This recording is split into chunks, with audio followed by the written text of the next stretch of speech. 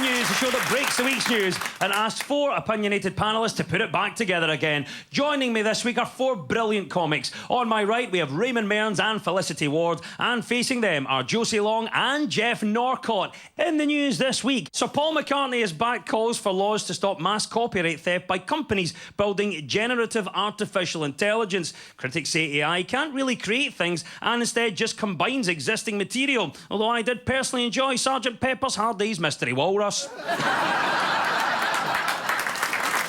And at just 17 years old, Ava Hamilton from Kilbarcon has become the fastest female speed climber in the UK. She managed to scale a 15-metre wall in 8.64 seconds, meaning finally we know who's been putting the traffic cone on the Duke of Wellington. Right, you've met the panel. Let's crack on with round one.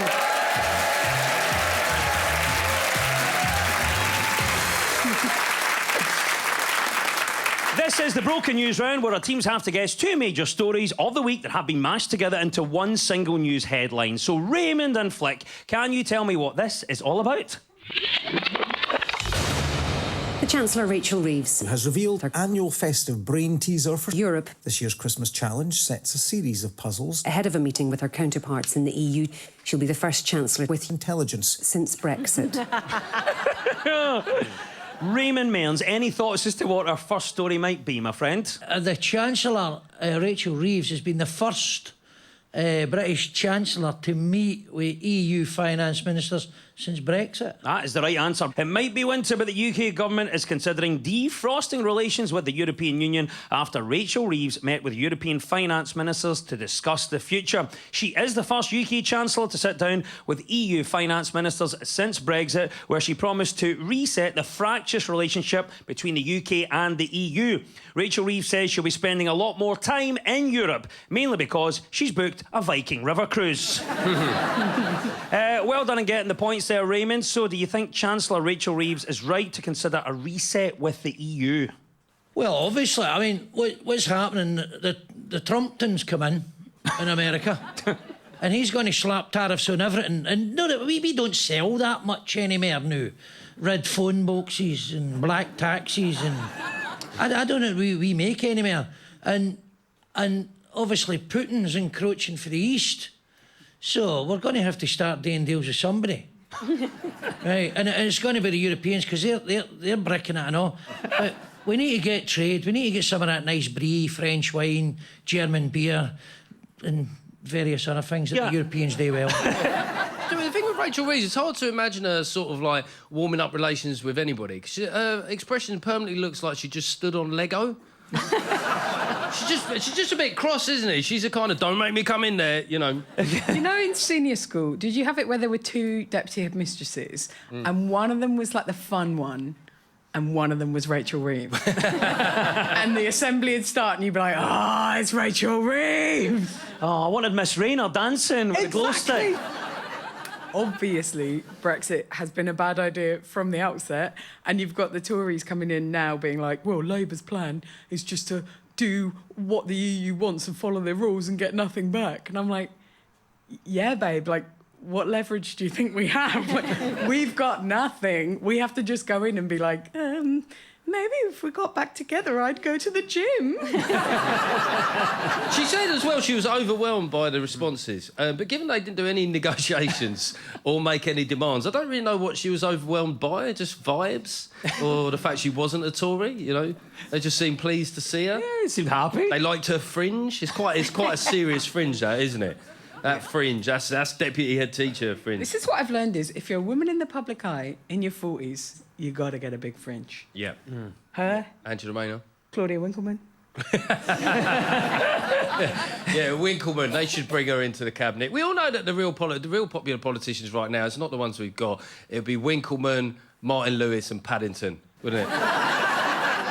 Where does the UK go from here, Raymond? What can the UK offer to fix the bond between the UK and the EU? Our second biggest export, actually, is mechanical generators. You know, made by the Agreco company and all that. I mean, given that Russia's getting wide and maybe going to cut the gas off, That's useful. If I was a European, I would say, who's got all the generators? I mean, somebody in the Czech Republic's going, have a couple of foot pumps, mate. No, we need generators. Felicity, what about you then? Have you ever had to patch up a relationship? I have to patch up my relationship with my tongue every time I eat porridge. Oh. Here is the thing. Every time I eat porridge, I sit down and I tell my tongue, don't worry, I've blown on it, I've put cold milk on, I've moved it away from the edges. You're going to be fine. I'm not going to burn you this time. And then I put it in my mouth and I burn 35% of my tongue and I betray it every single time with my volcanic lava breakfast. You need to live in Scotland. That's a daily rite of passage. How does it get better? How am I in my 40s and haven't managed to cool down porridge yet? This is a genuine question. Do you take it with salt or sugar? Eh?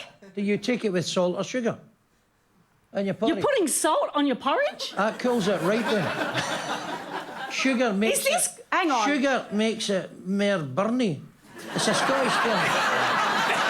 It's like when you're eating liquid napalm, you know what I mean? You need to put salt in it. I won't be doing that, but thank you Well, for I'm that. not on your head, dear. That's fine. This is the cultural exchange we never knew we needed. Yes, Raymond and Flick, you get 2 points for that. It was, of course, Rachel Reeves' EU reset. Over to you now, Josie and Jeff. What was the other story we were after? The Chancellor, Rachel Reeves, has revealed her annual festive brain teaser for Europe. This year's Christmas challenge sets a series of puzzles. Ahead of a meeting with her counterparts in the EU, she'll be the first Chancellor with Intelligence. since Brexit. This is something that's surprised me because I didn't know about it, which I guess is them doing their job somehow, is that GCHQ every year put out a set of Christmas puzzles for kids to solve. They basically want to groom young people into aiding the state's secret surveillance. So it's like, what they do is, I looked at it this year and it was basically all these different pictures of people at Just Stop Oil protests, and underneath it was like, can you help Santa find their houses? He's got some presents to deliver, but we don't know all their names. Well done. That is the right answer, Josie. Yes, that's right. It's not your average Christmas cracker question. The UK's secret communications agency, GCHQ, has revealed its annual festive brain teaser for school children aged 11 to 18. This year's Christmas challenge sets a series of puzzles designed to encourage young people to consider a career in cybersecurity and intelligence. The brain teaser tests maths, situational analysis, ingenuity and perseverance. Scottish school children are particularly good at this as they learn all those skills asking strangers to buy them booze for the off licence. Raymond, what about you? Do you think this is the best way for GCHQ to recruit? Well, you know, I deciphered them. I looked at the puzzles and I deciphered them all. That doesn't surprise me. Right, here's the thing. I'm only good at doing these because I'm good at doing these. It's like you're good at womanising and alcoholism, right? And it's because we practice these things. Now, Barely the clearly drink I've years. done all the womanising I'm ever going to do, so I just do puzzles now. So if that's what GCHQ are all about, and if I can do it in my kitchen in Bailison, right, and there's some really sharp Russian guys, really motivated, right, really motivated, I think we're in big trouble. You mentioned about like womanising and alcohol. It's like it's just demystifies the mystique around spying and stuff like that. There was a quote they said puzzles have always been at the heart of GCHQ. Really? Just no James Bond, just nerds standing round Wordle. This is it. Like, I'm a puzzles guy and I'm not a seducing women on the French Riviera guy. And I feel like they're lying to me because they don't want people like me who are very good at a quiz. They don't really want that. They want people who can be ice cold. Like, they're not going to show up and be at my door and be like, if you solve this Sudoku, there won't be a nuclear war. You know? Can you imagine the next James Bond film? Him just going, all I need down is 8 across. That's it. And I'll be there. Do you know, Josie, there's a chief puzzler at GCHQ. Oh, I could be that. His Yeah, name's James Colin. Colin. Yeah. His name's Colin. His name's not Colin, his name's Lycon. That's what the first thing you've got to solve. That's what he wants you to think. Felicity, if you got a job with GCHQ, what's the first thing you would do? I would find out the great unsolved mystery of why those places that fix shoes also cut keys and do dry cleaning. Yes. I don't know why so many of them have those 3 specific skill sets and have come together in tiny booths across the country. It's a whole outfit refit. You show up, you give them your keys, you give them your shoes, you give them your outfit. They work their magic in the booth. You got a new identity. That's true.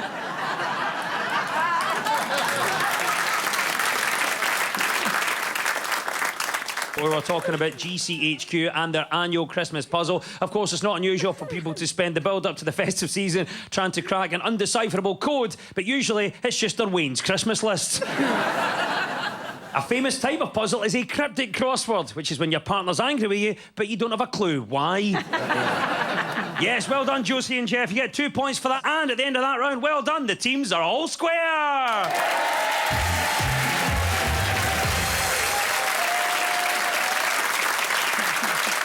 Now, much of our news is about public opinion. So to find out what stories people are talking about, we spoke to 2 friends of the show. Columnist for The Herald, Brian Taylor, and presenter and actor Gail Porter. So what do you think Gail is talking about here?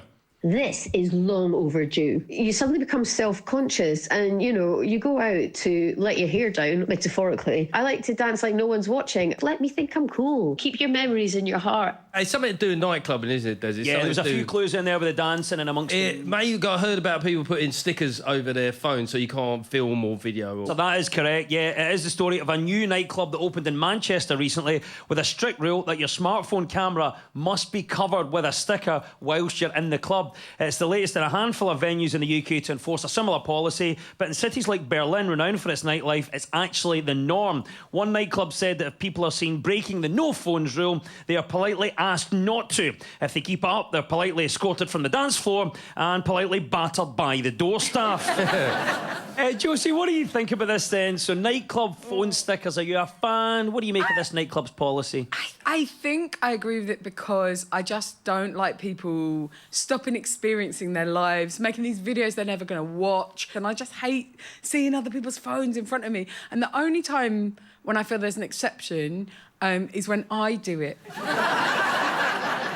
I do think, though, it's not like a brand new thing with, you know, kids wanting to remember big moments. I still think, like, a short video of David Guetta, is that any worse than when you remember you had an uncle with a few quid that would say, we want to come round, we've got a slideshow of Cancun.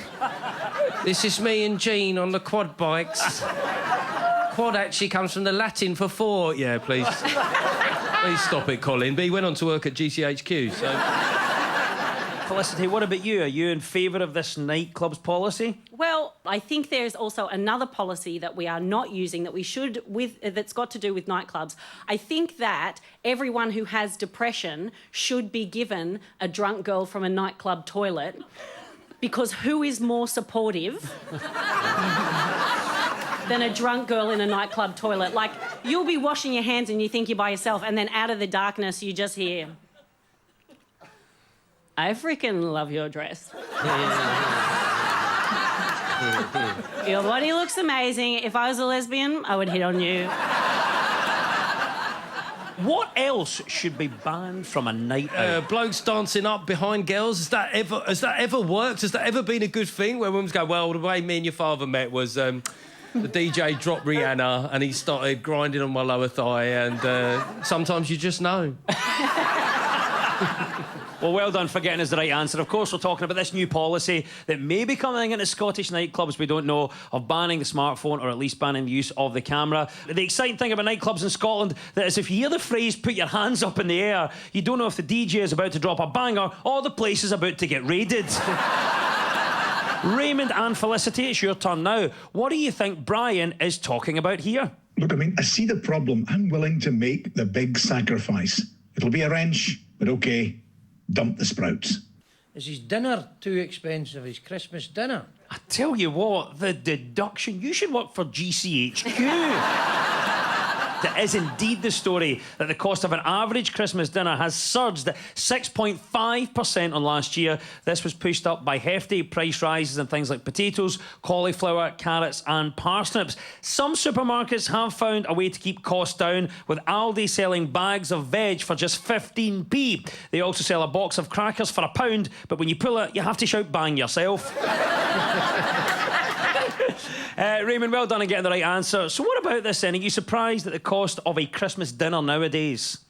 Well, it's always dear, isn't it? It's always expensive.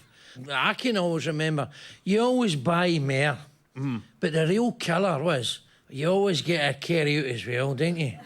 You always get a big carry-out. You say, today me into the new year. And so...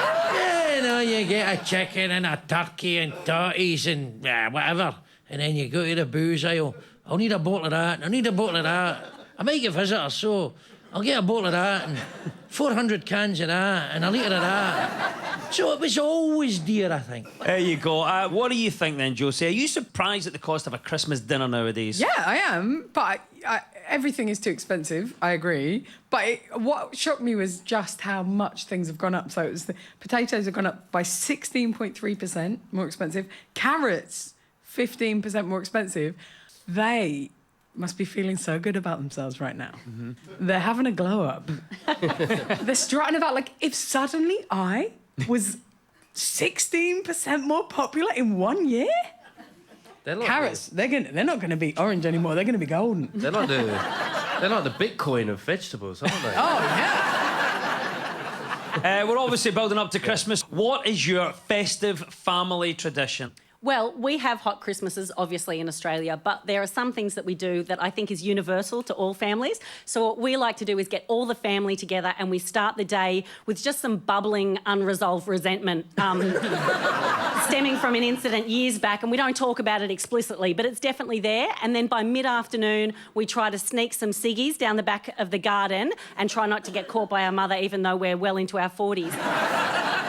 Perfect Christmas, there you go. And what about you, Jeff? Arguing over who gets to have a drink between me and my wife. It's a massive argument every year. Who gets to be the chosen one, the drinker on the day? And my wife sometimes say, I don't know, I quite fancy a couple of glasses of wine. I'm like, a couple's not enough. If you're doing this, you've got to go deep with this. I won't have to apologise for your behaviour. I want us to get disinvited from next year. She needs to be nightclub toilet drunk. That's what you want. You know, I don't tell you this enough, husband, but you're actually okay. Get over here. Get over here. Bit of that. This is weirdly accurate, by the way. Josie, what is your festive family tradition? Well, so I'm from Kent, but I live in Glasgow, and I feel like I'm participating in something that most people in Glasgow do over Christmas, which is, and I love it, it's not going to Kent. Sometimes when you've had a few drinks, you hear words that sound like Kent. With veg prices so high, families have started a brand new tradition by leaving out a carrot for Rudolph and an invoice for Santa. Yes, the soaring cost of your Christmas dinner is the right answer. 2 points go to Raymond and Felicity.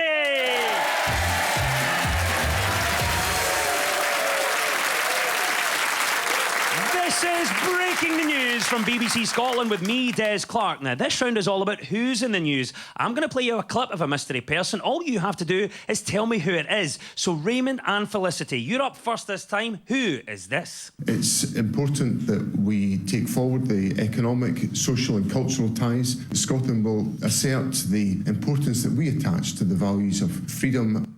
Felicity. Who do we think that voice belongs to? Obviously, as an expert in Scottish politics, I'm throwing right to you on this one, and I know you're absolutely... Just name the only Scottish politician you know, and you might well get this answer right. John Swinney. What are the chances that she's just come up with the only one she's heard of? And well done, the magic of Christmas means that is the right answer. Oh well done, God. Flick, yes.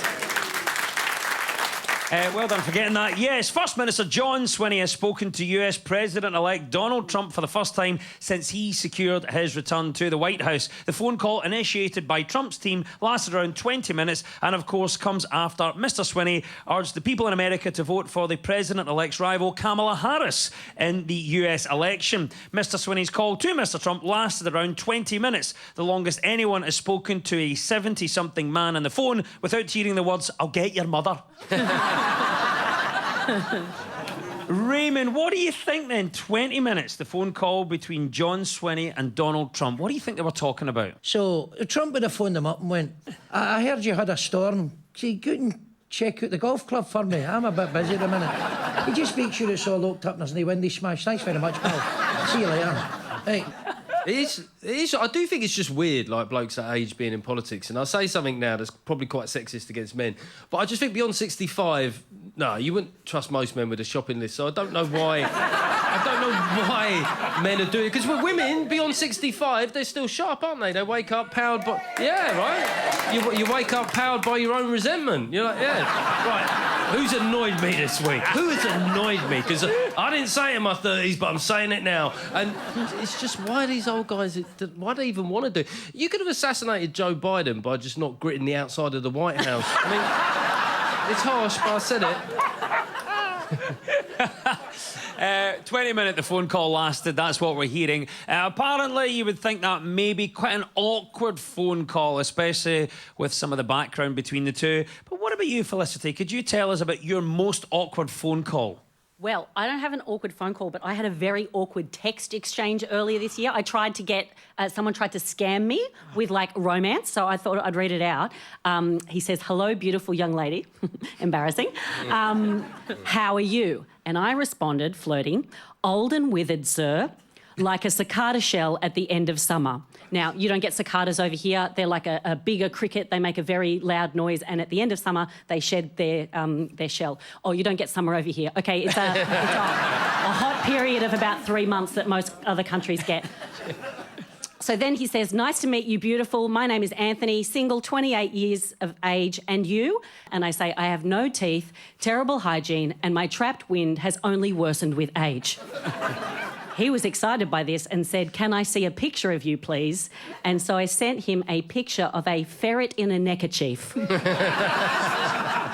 then I blocked him. And are you still with him? Yeah. Well, it's 5 years. It's 5 years coming up. Jeff, could you tell us about your most awkward phone call? I was just trying to meet this woman and she started sending me pictures of ferrets. This is the news that John Swinney spent 20 minutes on the phone to the man who will be running America before Elon Musk passed him over to Donald Trump. Yes, 2 points go to Raymond and Felicity. That was First Minister John Swinney. Right, over to you, Josie and Jeff. It's your turn. Who is this and why are they in the news? It's been going on for years. When I was 14, they were saying he's not 14, he's not 15, but I've not bothered. I know I'm 16. Like I said, it's been going on for years now, but I just block it out. This is the teenage prodigy darts player Luke Littler, who's done an incredible job and is nominated for Sports Personality of the Year because what I know about him is he loves an omelette, and for a sports person, that's a really big personality.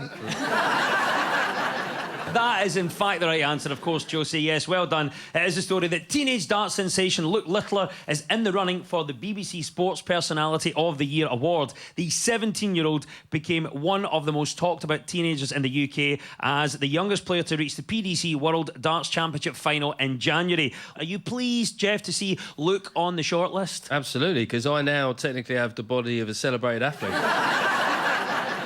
Felicity, are you pleased to see young Luke Littler on that shortlist? I am, and I love darts. I just don't know if you can call something a sport if my Uncle Terry can play it. You know what I mean? Like, I would see him and he'd be sinking like 8 beers in a row. I go, "What are you doing?" He'd say, "Training." It just doesn't, that doesn't feel like a sport. I mean, Luke's only 17, 16. Yeah, he's 17. So wait till he's in that boozer. I mean, his darts career is going to be supercharged.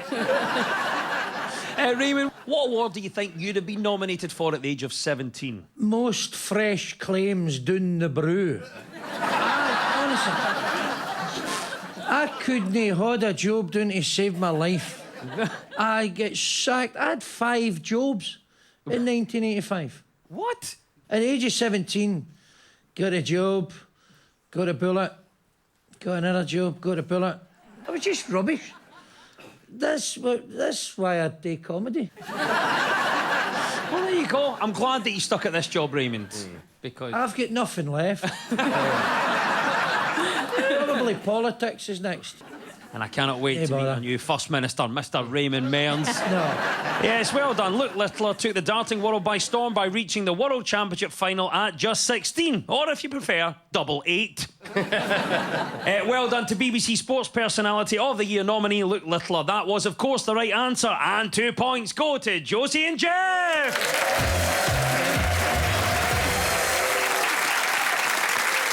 And it's time now for our final quickfire round, which is all about deciphering the numbers in the news. I will read out a headline. All the teams have to do is fill in the blanks. So get ready, teams. When we run out of time, you'll hear this. We all really thought that was the end. Oh, that's actress Nicola Walker, delighted that we're nearly at the end of the series. Right, fingers on buzzers, and here we go. First question, and this is it. 1 in 3 Scots do what? Josie. Is it get called for jury service every single week of their lives? It's relentless, isn't it? Yes! So many crimes. 4 times this year. Unbelievable. It's not the right answer, but I'm giving you a bonus point for it because it's very annoying. We all like to do our duty, though. OK, fingers back and buzzers. 1 in 3 Scots do what? Raymond. A half-decent Elvis impersonation.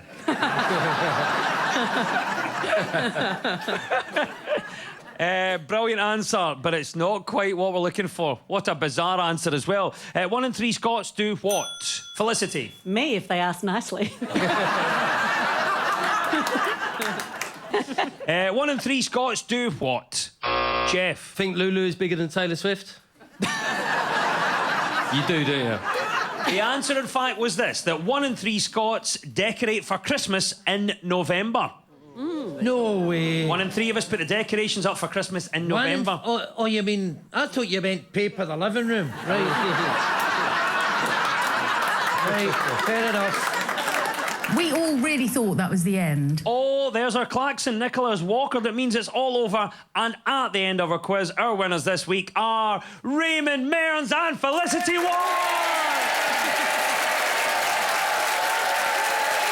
Commiserations to Josie Long and Jeff Norcott. And we'll leave you with the breaking news just in. A new list of Britain's prettiest towns has been published by The Telegraph, and Scotland's top pick is seaside spot South Queensferry. This place is so genteel that even the seagulls say, "Excuse me, would you mind awfully if I stole a wee chip?" Highly anticipated follow-up to the horror film 28 Days Later and 28 Weeks Later will be out next summer. The next instalment, titled 28 Years Later, focuses on the harrowing experiences of several characters trying to get a GP appointment. The news is broken. I've been Des Clark. Goodbye! The inspirational story of how a group of working-class kids from Glasgow became Scotland's biggest band. That's Simple Minds, Everything is Possible, on iPlayer now. And find out what it takes to survive as a Scottish football manager that's sacked in the morning on BBC Sounds.